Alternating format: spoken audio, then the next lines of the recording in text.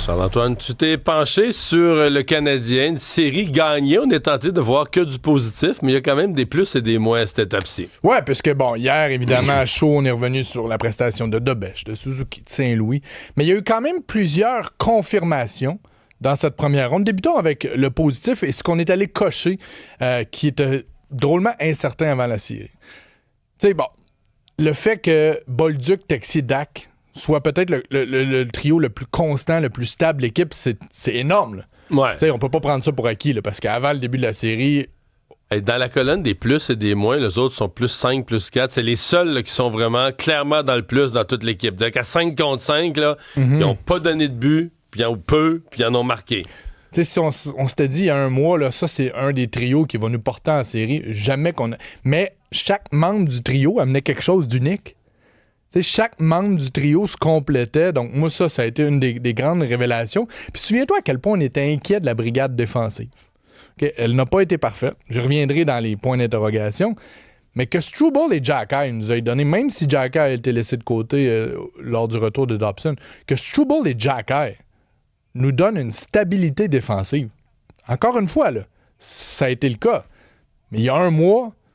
Honnêtement, on serait devenu millionnaire de parier là-dessus. Donc moi, ça, j'ai trouvé que c'était une grande, grande réussite de la part de l'organisation. Que Philippe Danault et Josh Anderson soient aussi solides et stables et qu'il y ait autant de gaz dans le réservoir. Philippe Danault a 33 ans, là, c'est un beau retour, on était content de lui. OK, il nous amène un peu de profondeur. Là, il en donne.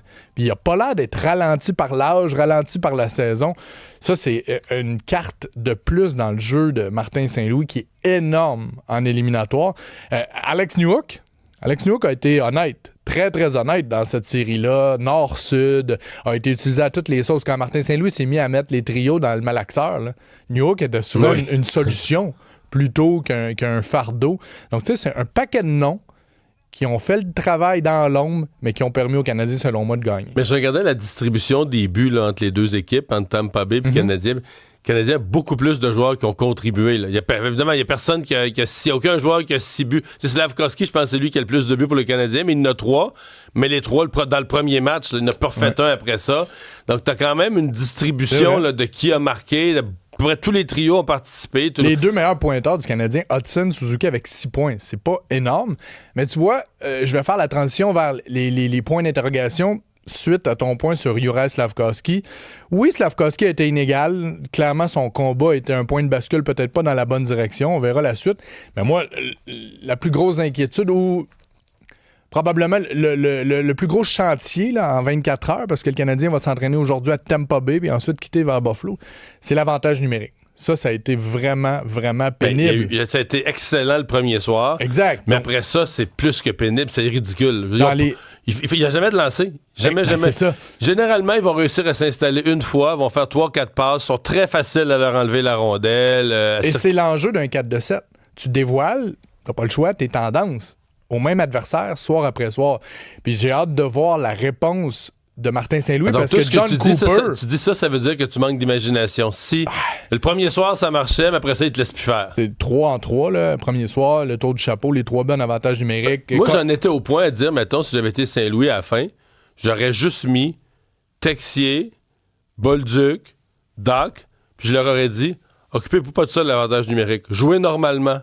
Ouais. Non, parce que ils sont juste 4 l'autre bord, ça va finir par se sentir, mais essayez pas de faire comme vous voyez à la TV, les joueurs qui se placent à 5 qui font tourner la rondelle, on n'est pas capable, nous autres, dans l'équipe. C'est ça, mais tu vois, on était à court de solutions, puis moi, avant le match-up, finalement, il n'a pas joué, mais moi, je me disais, est-ce que Arber Xhekaj peut amener au moins un tir de la pointe? Un tir puissant. Au moins, peut-être sur la deuxième vague, finalement, il était laissé de côté, mais tu sais, aucune menace à la ligne bleue. Donc là, on devient très prévisible. Du match 2 au match 7, exact. L'avantage numérique a été ridicule. Dans les 4 derniers matchs là, de la série, 1 en 13. Et dans les 3 derniers, 0 en 2, 0 en 3, 0 en 2. Tu sais, il n'y avait rien prévisible. Je pense que dans le cas du 0 en 2 du dernier match, t'as pas un tir non plus. C'est 0 tir. C'était périphérique complètement. Donc, John Cooper là, avait décelé rapidement les tendances. Le Canadien est extrêmement prévisible. Donc ça, c'est un élément... Donc ça, c'est un moins. C'est un moins. Puis tu sais, je t'ai parlé de Goulet et Matheson.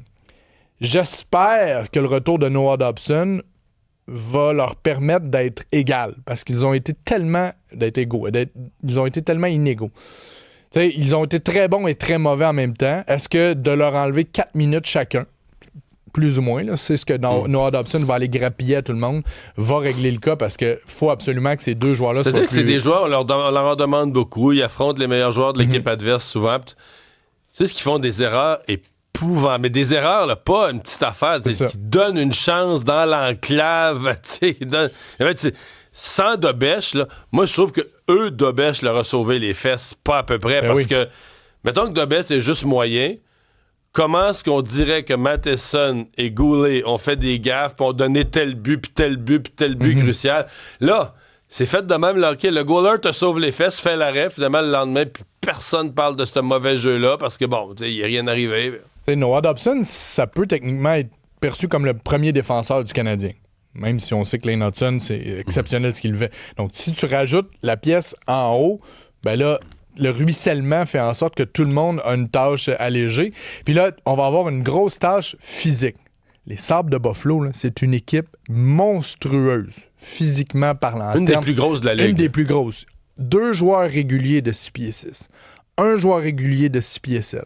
Un autre de 6 pieds 5. Je vous rappelle que les 2 plus grands joueurs du Canadien, Kirby Dach et Arber Xhekaj, à 6 pieds 4.